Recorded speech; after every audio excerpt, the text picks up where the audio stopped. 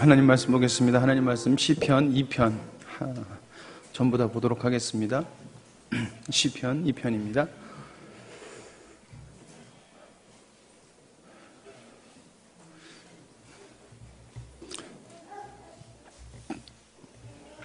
제가 한 절 읽고 여러분들 한 절 읽고 교독하도록 하겠습니다. 어찌하여 이방 나라들이 분노하며 민족들이 헛된 일을 꾸미는가?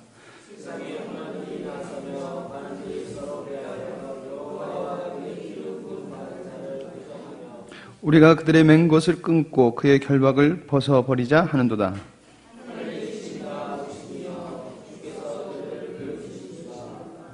그때 분을 바라며 진노하사 그들을 놀라게 하여 이르시기를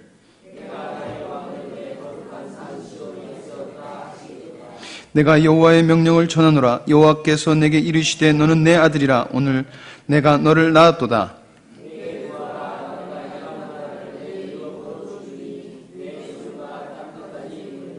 내가 절장으로 그들을 깨뜨리며 질그릇같이 부수리라 하시도다.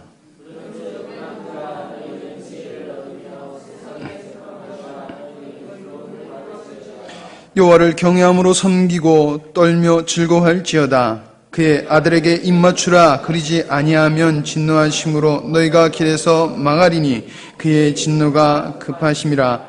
여호와께 피하는 모든 사람은 다 복이 있도다. 아멘. 네, 점심을 맛있게 드셨습니까? 점심이 맛있게 나오면 늘 고민되는 게 있습니다. 오늘 많이들 피곤해 하시겠구나. 많이 졸려 하시겠구나. 행복한 고민인 것 같습니다. 목사님의 수고가 이렇게 또 맛있는 국을 끓일 수 있는 냄비를 만들어냈고, 집사님들의 수고가 또 맛있는 국을 만들어내서 참 좋은 것 같습니다. 날씨가 좋은데 또 따뜻하게 먹으니까 우리도 좋은 것 같습니다. 창세기 2장을 보면은 창세기 2장 첫 1절, 2절, 3절 이렇게 보면은 하나님께서 천지창조를 다 마치신 후에 안식하는 장면이 나옵니다.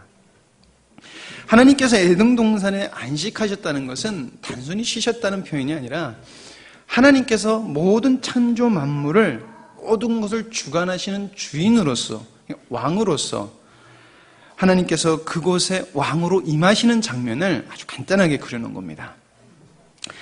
제목을 또 말 안 하고 넘어갔군요. 우리의 왕. 제목은 우리의 왕입니다.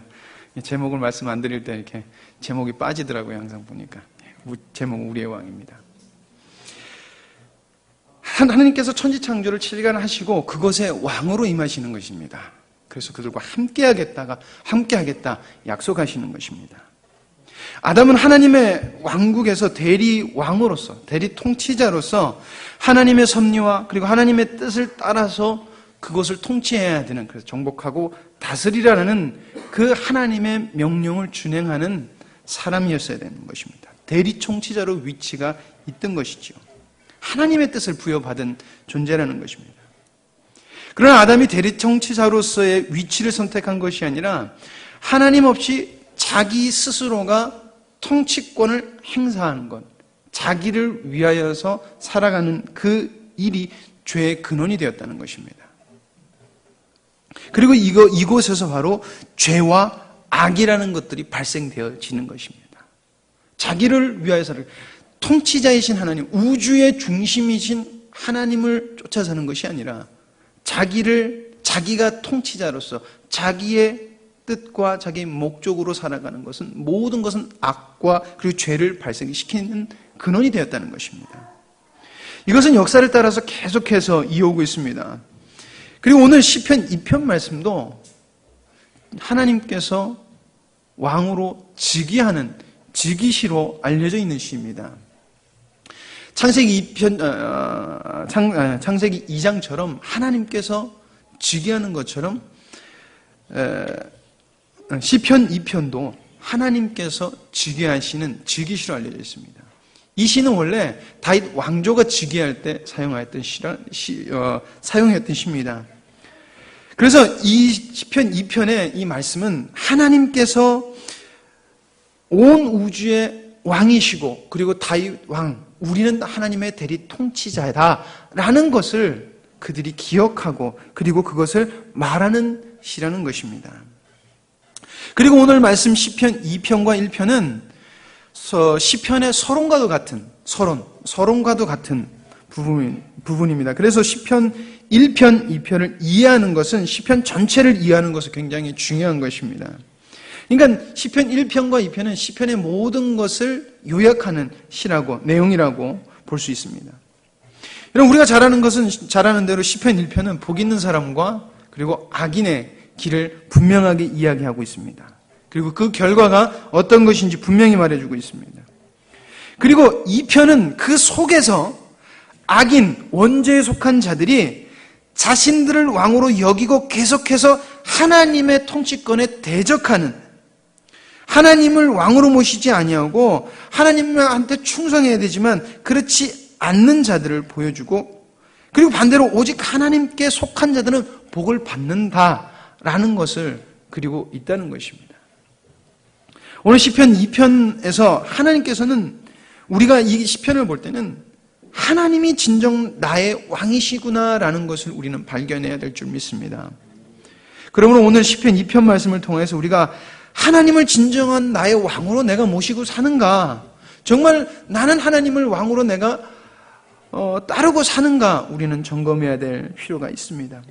첫 번째로 여러분, 우리가 생각해야 될 것은 여러분들 인생에서 즉위식을 참여하였습니까? 라는 것입니다. 하나님을 왕으로 모시는 즉위식을 여러분들 참석하셨습니까? 한 나라의 왕이 되는 과정 중에 제일 첫 번째 되는 일이 즉위식인 것 같아요. 왕이 되는 순간, 즉위식. 이 즉위식은 왕으로서 왕위에 오르는 순간, 이 즉위식이라는 것은 백성들과 신하들이 왕위에 오른 그 왕을 나의 왕입니다, 내가 당신께 충성을 다하겠습니다, 당신은 우리의 왕입니다라고 맹세하는 시간인 것입니다. 바로 이런 즉위식이 우리 그리스도인의 인생에서 있어야 된다는 것입니다. 우리가 예수 그리스도를 믿는다는 것은 우리가 바로 하나님의 백성으로 속하여진다는 것입니다. 근데 많은 그리스도인들이 신분은 변했다 생각을 합니다. 신분의 변화는 생각합니다. 그러나 정작 중요한 것은 왕이신 하나님과 우리와의 관계인데 그것은 생각하지 않는다는 것입니다. 신분의 변화를 알고 있습니다. 그러나 관계까지는 생각하지 않는다는 것입니다.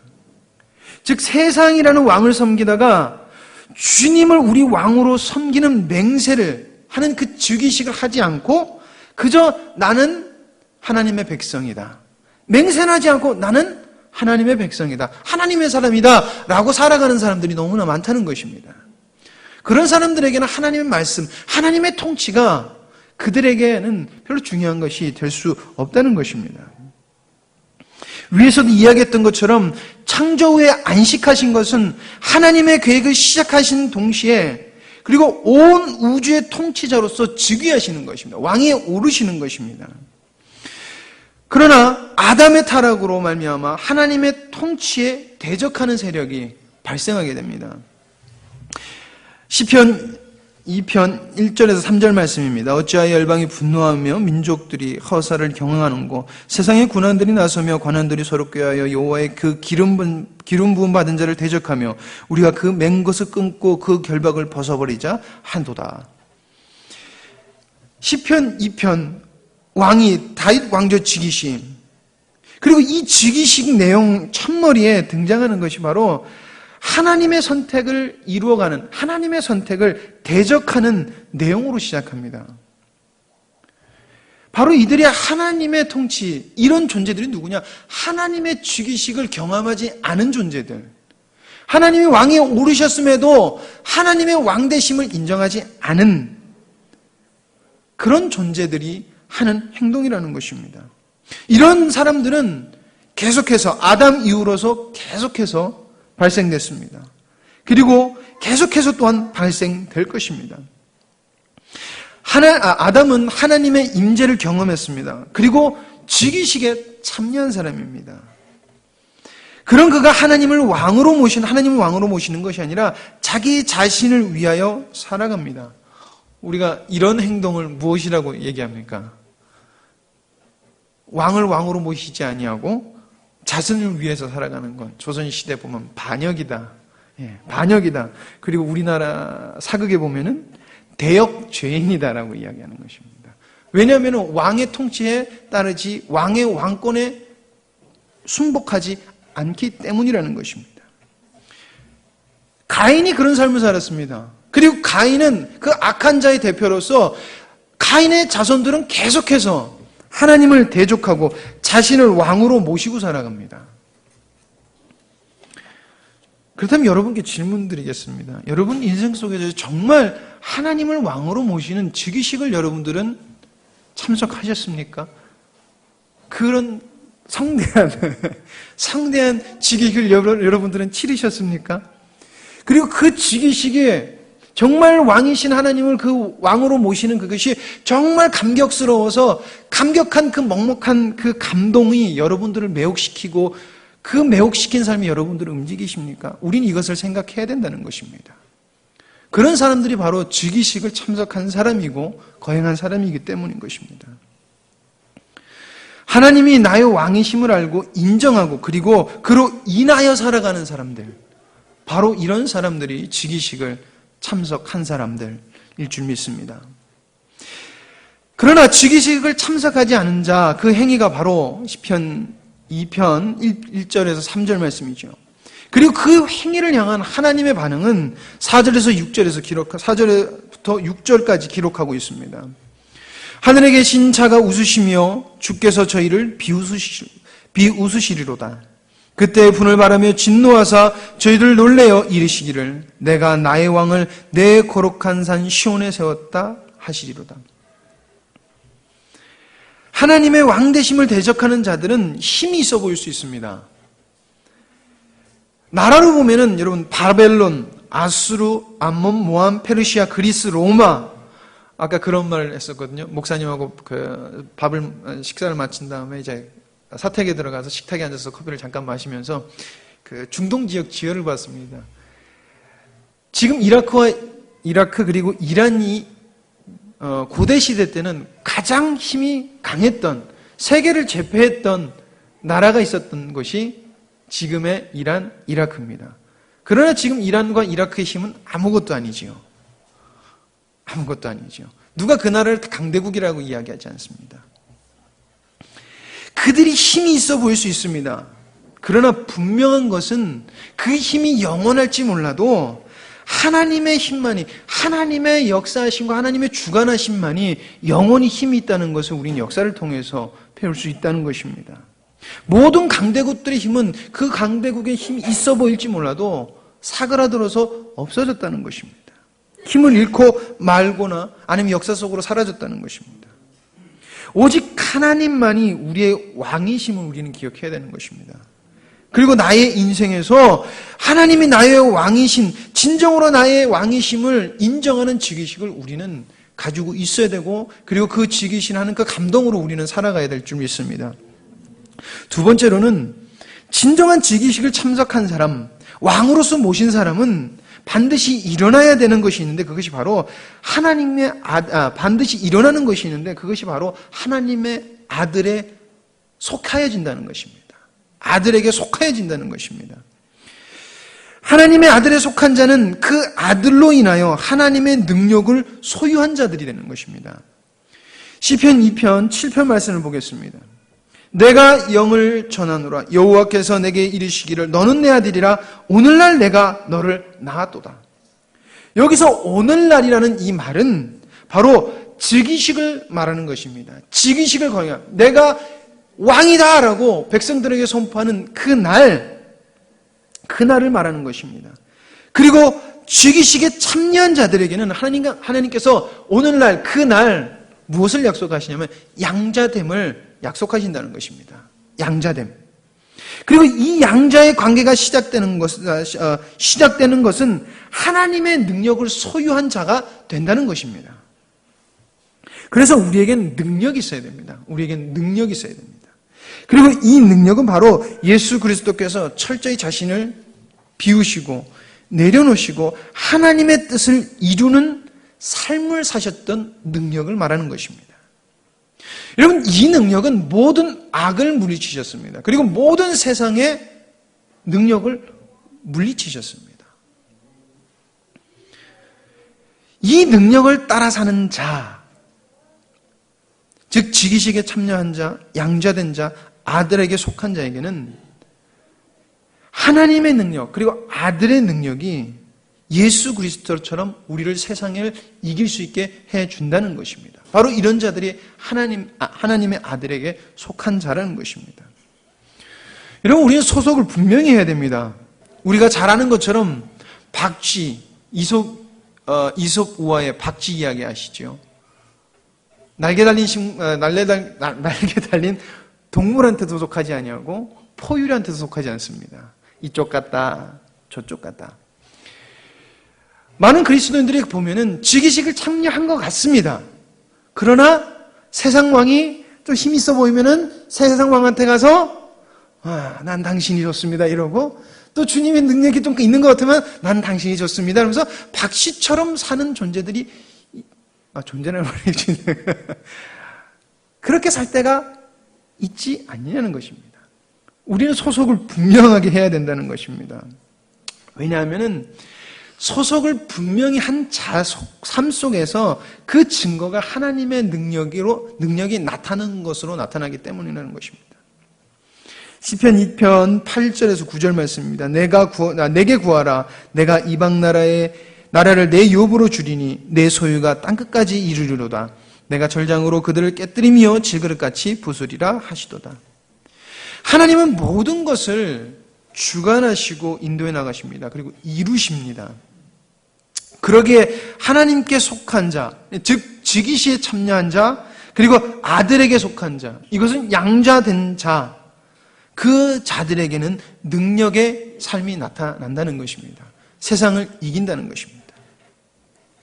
여러분, 이것을 우리가 오해하면 안 됩니다. 우리가 하나님의 능력을 인간 기준에서 오해하고 판단한다 그러면 때로는 하나님은 능력이 없으신 분이 된다는 것입니다. 그래서 모든 탓은, 오전에 말했어요. 모든 탓은 하나님께. 이렇게 될 수밖에 없다는 것입니다. 왜 하나님 이러세요? 이렇게 될 수밖에 없다는 것입니다. 왜냐하면 하나님의 백성이 때로는 사업에도 실패하고, 그리고 경쟁에서도 탈락하고, 시험에도 떨어지고, 때로는 극심한 고통스러운 병에도 걸리기 때문이라는 것입니다. 성경에서 말하는 하나님의 능력은 하나님께서 신실하게, 그리고 오묘하게, 그리고 완벽하게 당신의 뜻을 이루어 나가시는 것이 하나님의 능력이라는 것입니다. 우리로서 그것을 이루어 나가시게끔 참여하게 해 주신다는 것입니다. 그게 누구에게? 아들에게 속한 자, 양자된 자에게 나타나는 하나님의 열매라는 것입니다. 세상의 힘이 우리의 눈으로 봤을 때로는 강해 보입니다. 그래서 세상이 이기는 것처럼 보입니다. 그렇죠? 그렇지 않습니까? 세상이 이기는 것 같습니다. 그 대표적인 예가 예수 그리스도가 십자가에 못 박힌 사건입니다. 못 박힌 그 순간까지의 사건입니다. 세상이 이기는 것 같습니다. 예수 저 인간만 없으면 죽였습니다. 세상의 힘으로. 여기까지 보면은 세상의 힘이 있는 것 같습니다. 하나님의 능력은 없는 것 같습니다. 그러나 하나님의 능력은 힘이 없는 것이 아니라 하나님은 그 일을 통하여 당신의 섭리 그리고 계획하심을 온전히 이루어 가신다는 것입니다. 그래서 우리도 예수 그리스도의 십자가와 함께 못 박힌 자는 하나님께서 예수님을 사용하셨던 것처럼 우리도 주님께서 우리를 사용하신다는 것입니다. 완벽하게 승리를 우리를 통하여 이루신다는 것입니다. 여러분, 이것은 역사 속에서 이루어져 가고 있고, 그리고 이루어지고 있고, 그리고 앞으로도 이루어질 것입니다. 바로 하나님의 아들을 통하여서, 아들들을 통하여서 이루어질 것이라는 것입니다. 이것이 하나님께서 아들들을 얻으려고 하시는 목적이라는 것입니다. 하나님께서 천지의 창조를 창조하시고 그 이유가 무엇이냐? 하나님의 아들들을 얻는 것. 왜였습니까? 하나님의 뜻을 이루어 가시려고, 완벽하게 이루어 가시기 위해서. 세 번째입니다. 즉위식을 경험하고 그리고 아들에게 속한 자는 하나님을 경외하는 삶을 살아갑니다. 살아가게 됩니다. 이런 삶을 오늘 말씀에서 표현하기를 그 아들에게 입맞추다라는 것입니다. 그래서 세 번째로 우리가 생각해야 되는 것은 아들에게 입맞추셨습니까? 라는 것입니다. 아들에게 입맞추셨습니까? 시편 2편 12절 말씀, 그의 아들에게 입맞추라. 그러지 아니하면 진노하심으로 너희가 길에서 망하리니 그의 진노가 급하심이라. 여호와께 피하는 모든 사람은 다 복이 있도다. 여기서 입맞춘다는 것은 큰 의미를 가지고 있습니다. 왜냐하면 예수님 시대의 입맞춤이라는 것은 상대방에 대한 경의의 표시를 나타내는 것이기 때문에 그렇습니다.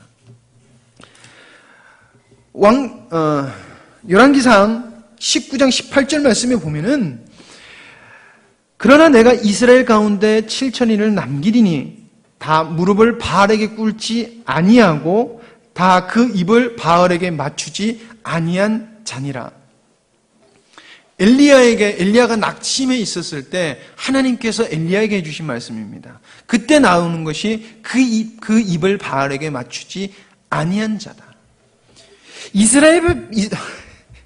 혀가 꼬일까요? 이스라엘의 풍습을 보면은 아주 친한 사람을 만났을 때 서로 목을 껴안고 입을 맞추는 풍속이 있다고 합니다. 이는 깊은 애정 그리고 신뢰를 표시하는 것으로서 특히 이러한 입맞춤은 사제지간의 사랑과 존경을 표시하는 대표적인 방법이었다고 하는 것입니다. 그 인사를 통해서 서로는 사랑과 신뢰를 확인하는 것이었습니다. 즉 바알에게 입맞춘 자들은 그냥 내가 겁나서 입맞춘 것이 아니라 바알을 신뢰하는 것이고 바알과 친밀하다는 것을 말하는 것입니다. 자, 이것을 지금 상황으로 끌어와서 우리가 세상과 친밀하다는 것은 세상에게 입맞췄다는 것입니다. 세상을 신뢰한다는 것입니다. 우리는 그냥 살아가는 건데요, 아니라는 것입니다. 그 당시 바알을 섬기는 사람도 우리랑 똑같이 얘기했을 수도 있을 것입니다. 우리는 하나님도 믿는데요. 성경은 오직 우리가 하나님께, 주님께만 입 맞추어야 된다고 하는 것입니다. 말하고 있습니다. 오직 주님께. 성경은 이것을 매우 강하게 강조합니다. 세상에도 그리고 주님께도 입 맞춘 자는 합당하지 않습니다. 우리는 오직 주님께만 입 맞춰야 된다는 것입니다. 여러분, 그렇다면 입 맞춘다는 것은 어떤 것들이 있을까요? 첫 번째로 입 맞춤은 언약을 믿는 것입니다. 언약을 신뢰하는 것입니다. 우리가 유다가 예수님을 배신할 때 했던 행동을 잘 알고 있습니다. 무엇입니까? 예수님께 가서 입 맞춥니다. 배신하는 것의 종착역이었죠. 그리고 유다가 얻는 것이 무엇입니까? 세상 것을 얻습니다. 유다가 예수님을 배신한 이유는 유다가 생각하는 목적, 그 목적이 예수님이 이루실 목적과 달랐기 때문이라는 것입니다. 여러분, 이것은 단순한 것이 아닙니다. 목적이 달랐다는 것은 유다는 예수님의 제자였고 능력도 있었고 귀신도 내어쫓고 그리고 매일매일 하나님의 나라에 관해서 듣고 하나님을 통해서 이야기를 들었을지라도 그는 하나님의 언약을 알았을지라도 능력을 경험했을지라도 그에게는 믿음이 없었다는 것입니다. 믿음. 목적이 다른다는 것은 그 속에 믿음이 없다는 것입니다. 능력도 보고 하나님 말씀도 알지만은 언약을 믿지 않는다는 것은 믿음이 없다는 것입니다. 믿음이라는 것은 단순한 것이 아닙니다. 기독교가 말하는 기독교가 말하는 것을 믿음 없는 상태에서 들으면은 굉장히 달콤해 보입니다. 사랑, 축복, 이런 식으로 화려한 천성, 이렇게 들리잖아요. 그렇죠? 모든 것들이. 철로역정, 이번 주에 했으면 이해를 빨리 했을 텐데 이번 주 청년을 못해서. 철로역정의 책을 보면은 변덕쟁이라는 사람이 크리스찬과 함께 길을 갑니다. 왜 변덕쟁이가 크리스찬을 따라가냐면은 크리스찬이 열정에 차서 천국이라는 것은 이렇게 좋습니다 그랬더니 변덕쟁이, 이름과 같은 변덕쟁이가 마음이 혹해서 크리스찬을 따라갑니다. 그래서 그 여정을 갑니다. 그래서 크리스찬은 좋아서 천국은 이렇습니다. 하나님 말씀이 이렇습니다. 나중에 우리가 주님 앞에 가면 이런 기쁜 일이 있습니다. 그러니까 변덕쟁이도 그렇습니까? 그렇습니까? 이렇게 맞장구 치고 가요.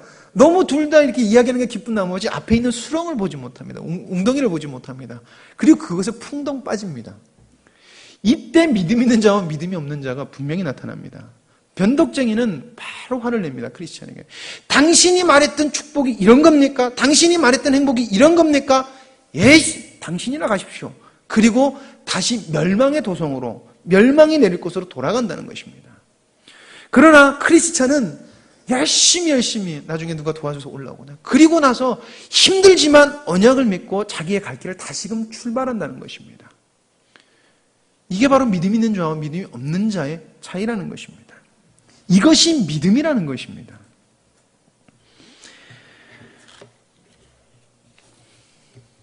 세상의 논리는 믿음의 자녀들을 비웃습니다. 왜냐하면 지금의 자신들의 힘이 더 강해 보이기 때문에 그렇습니다. 그리고 자신들이 행복해 보이기 때문에 믿음의 자녀들을 비웃습니다. 그러나 그 행복은 믿음과 거리가 먼 것입니다. 예수를 믿는 사람들 중에 이런 사람들 있죠.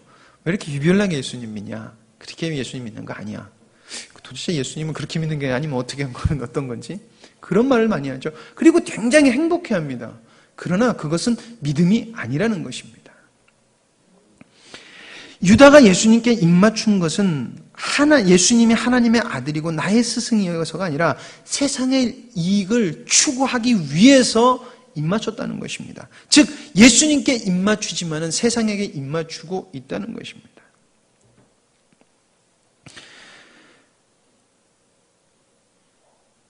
이것은 우리가 만약 세상을 바라보고 있다면 우리도 유다와 마찬가지로 세상에게 속하여 살아가는 자, 예수님께 입맞추지 아니하는 자가 될 수 있다는 것입니다.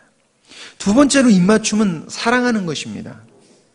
우리는 그리스도의 말씀을 소유한 사람으로서 우리는 하나님을 아버지라 부를 수 있는 존재들이 되었습니다. 죄인인 우리가 이러한 자리에 올라갈 수 있었던 것은 하나님의 사랑과 그리고 예수 그리스도의 은혜 그리고 성령님의 역사하심의 사역 때문에 그렇게 된 것입니다. 그러기에 아들에게 입맞춘 자는 하나님의 사랑, 예수님의 희생의 사랑, 이 사랑이 그 삶 속에서 나타나야 되는 것입니다. 예수님께서 우리에게 가르치신 것 바로 하나님의 나라입니다. 하나님의 나라. 그리고 이 나라를 이루어가는 것이 바로 하나님의 아들들이 예수 그리스도의 사랑을 나타냄으로써 이루어가는 것입니다. 인간적인 사랑이라 혼동해서는 안 되는 것입니다. 그리고 그 사랑은 첫 번째로 하나님과 온전히 이루어져야 됩니다.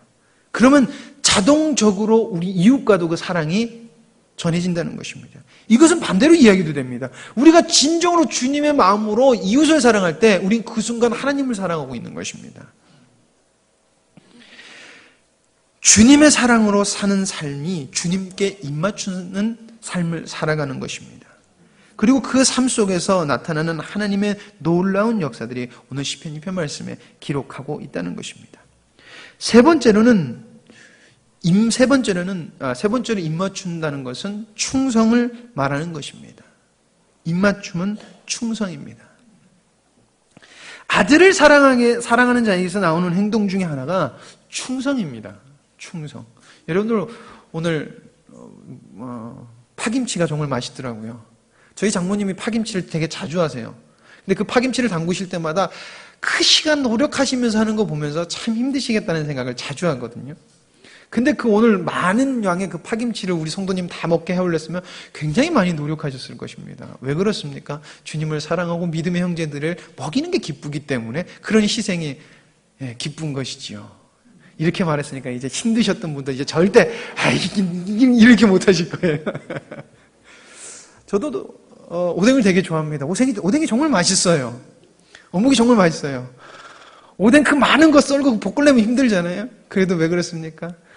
제가 먹는 걸 먹는 것만 봐도 좋아하시니까.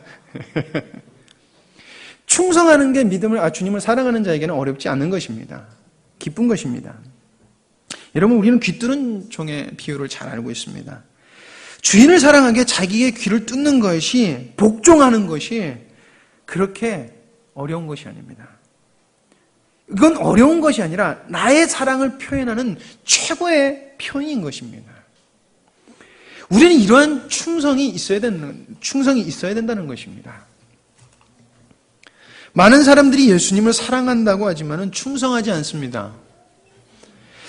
또 충성을 하는 것 같지만 그 속에 사랑이 없습니다. 고린도전서 4장 2절 말씀에 맡은 자들에게 구할 것은 충성이니라. 맡은 자들에게 구할 것은 충성이니라. 우리가 예수 그리스도를 위하여 충성을 다한다는 것은 마땅한 것입니다. 달란트 받은 종에 그리고 등불을 준비한 열처녀, 지난주에 말씀드렸던 열처녀, 기름을 준비해야 됐고 이윤을 남겨야 되는 것은 맡은 자로서, 그것을 맡은 자로서 마땅한 것이라는 것입니다. 그것은 귀찮고 어려운 것이 돼서는 안 된다는 것입니다. 그러나 많은 사람들이 계속해서 충성의 결과로 상급을 요구합니다. 우리는 주님께 충성하는 이유가, 우리 성도님들은 안 그러실 줄 믿습니다. 충성의 그 목적이 상급을 요구하는 것에 있는 경우가 많다는 것입니다. 그것도 하늘의 상급도 아니고 이 땅의 상급을 요구한다는 것입니다. 이것은 주님께 입맞추는 삶과는 전혀 상관이 없는 것입니다. 어떻게 보면 크리스찬들이 이런 착각을 하고 있는 것 같습니다. 우리는 본래 하나님의 일을 감당할 수 있는 존재로서 내가 예수님을 도우면 이것이 나의 업적이 되고 그리고 수고가 되어서 하나님께 영광을 드리는 걸로 이렇게 이해를 하는 것 같습니다. 근데 아니라는 것입니다. 우리는 하나님의 일조차도 조금도 도울 수 있는 존재가 아니라는 것입니다. 타락한 인간은. 그런데 하나님께서 하나님의 사랑하심, 하나님께 왕되심으로써 우리를 변화시켜 주셨고 이를 감당할 수 있는 존재로 변화시켜 주셨다는 것입니다. 그러므로 맡은 자에게 구할 것은 충성이라는 것입니다. 사랑의 충성. 그리고 그것이 입맞춘다는 것입니다. 나의 왕에게 입맞춘다는 것입니다. 그래서 우리의 충성은 자발적이 되어야 되는 것입니다. 억지로가 되어서는 안 되는 것입니다. 억지로가 되십니까? 그러면 억지로라도 열심히 해서 자발적이 되게끔 만들어야 되는 것입니다. 주님 앞에 기도해서. 화나십니까? 그래도 억지로라도. 왜냐하면 그 속에서 나의 죽음이 있기 때문에. 무엇을 말합니까? 충성해야 된다는 것입니다. 주님의 은혜를 받은 자로서, 주님을 왕으로 모신 자로서, 인정하고 맹세한 자로서 당연히 해야 될 바가 충성이라는 것입니다. 그것이 바로 주님께 입맞췄다는 것입니다. 결론을 내리고자 합니다. 여러분, 얼마나 주님을 우리의 왕으로 모시고 여러분들 살아가십니까? 시편 1편은 주님을 왕으로 모시고 사는 자들인 복 있는 자라고 말을 합니다. 그들에게는 메마를 시간이 없다고 합니다. 늘 주님의 은혜가 풍성하게 넘친다고 말을 하고 있습니다. 그러나 악인은 반대입니다. 시편 1편 4절, 악인은 그렇지 아니하며 라고 성경에서 분명히 말하고 있다는 것입니다. 세상이 힘이 있어 보이고 세상을 섬기는 게 위대한 것처럼 보일지라도 그렇지 않다는 것입니다. 그들은 우리와 다른 존재로 살아간다는 것입니다. 세상은 세상의 논리로 똘똘 뭉쳐 있습니다. 그래서 주님을 따라 사는 것은 좁고 오늘 오전 말씀처럼 고난의 길입니다. 그러나 그것을 알면서도 그 길을 걸어가는 자는 주님을 왕으로서 모시고 살아가는 자인 것입니다. 그리고 주님의 사랑으로 살아가고 주님의 아들에 속하여 살아가는 자, 주님께 입맞춘 자는 주님의 능력이 그 삶 속에서 풍성하게 나타날 줄 믿습니다. 우리의 삶 속에 주님을 왕으로 모시는 감격이 우리 하루하루가 있어야 될 것입니다. 식어서는 안 될 것입니다. 예수 그리스도에 속한 하루하루의 삶, 이것이 우리가 주님께 매일 입맞추고 충성하고 주님을 왕으로 모시고는 사는 삶임을 우리는 기억해야 될 것입니다. 그리고 여러분과 제가 그렇게 살아가길 간절히 소망합니다. 기도하십니다.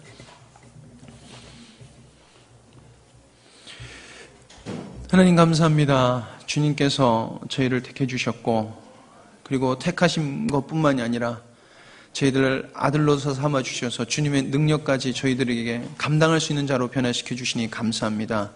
하나님, 이 시간 우리의 왕이 누구인지 다시 한 번 더 기억했으며 하나님 아버지 마음을 먹기를 간절히 소망하며 주님께 간구하오니 주님, 저희들의 완악한 마음을 주님께서 허물어 주시었고 온전한 주님께서 우리의 통치자가 되기를 하나님 바라는 마음을 저희들에게 부어 주시옵소서. 어둠의 악한 것들이 계속해서 우리의 눈을 어지럽히고 그리고 유혹하여서 우리로 주님 앞에 서 있지 못하게 하고 주님의 백성으로서 온전한 모습을 살아가지 못하게 할 때가 너무나 많은 것 같습니다. 하나님 아버지, 그때마다 우리의 왕이 누구신지 기억하게 하여 주시옵소서. 그리고 그 왕으로 속하여서 살아가는 백성은 어떻게 살아가야 되는 것인지 기억나게 하여 주시옵소서. 주님의 말씀을 들었사오니 그저 흘러가는 것이 아니라 우리의 인생 속에서 열매 맺게 하여 주시옵소서. 모든 것을 주님께 맡겨오며 예수님의 이름으로 기도드립니다. 아멘.